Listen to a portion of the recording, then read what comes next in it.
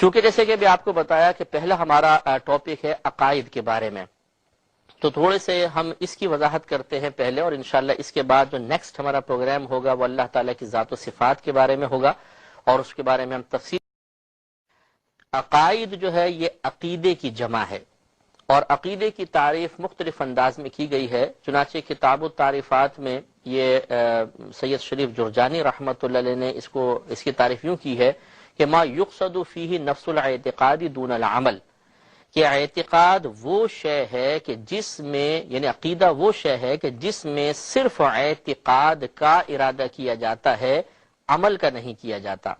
گویا کہ ان کا کہنے کا مطلب یہ ہے کہ عقیدہ دراصل ایک خیال، ایک نظریے کا نام ہے جس پر انسان کامل یقین رکھتا ہے، اعتماد رکھتا ہے کہ یہ میرا نظریہ درست ہے، جو میں سوچ رہا ہوں، جو میں نے اپنے ذہن میں ایک نظریے کو راسخ کر لیا ہے، یہ بالکل حق ہے۔ تو یہ صرف ایک سوچ اور فکر سے تعلق رکھتا ہے۔ ذہن میں راسخ اور پختہ ہو جانے والی سوچ کا نام عقیدہ اور نظریہ ہو سکتا ہے، اس میں عمل کا کوئی دخل نہیں ہوتا۔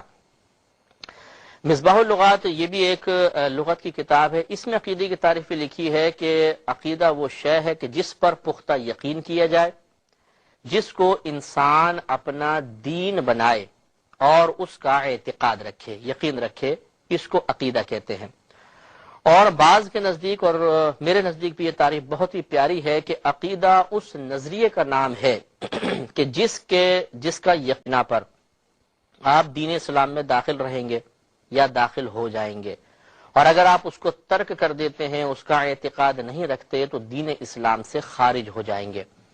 تو یہ عقائد اسلام کی گویا کہ تعریف ہو گئی۔ ویسے تو مطلقاً عقیدے کی تعریف آپ یوں کر سکتے ہیں کہ عقیدہ اس نظریے کا نام ہے کہ جس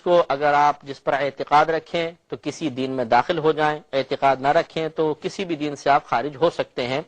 لیکن ہم جب عقیدہ اسلام کا نام لیں گے اور پرٹیکولر اس کی تعریف کرنا چاہیں گے تو ہم یوں کہہ سکتے ہیں کہ عقیدہ اس نظریے کا نام ہے کہ جب آپ اس کا اعتقاد اور یقین رکھیں گے تو مذہب اسلام میں داخل مانے جائیں گے اور مسلمان متصور ہوں گے، اور اگر آپ اس کا عقیدہ نہیں رکھتے ہیں، اگر آپ اس کا یقین نہیں رکھتے ہیں، اس پر اعتقاد نہیں رکھتے ہیں، تو اسلام میں نہ تو داخل ہو سکتے ہیں، اور اگر اسلام میں داخل پہلے تھے اور اب یہ عقیدہ آپ نے رکھا تو آپ کو یہ عقیدہ یا اعتقاد و یقین اسلام سے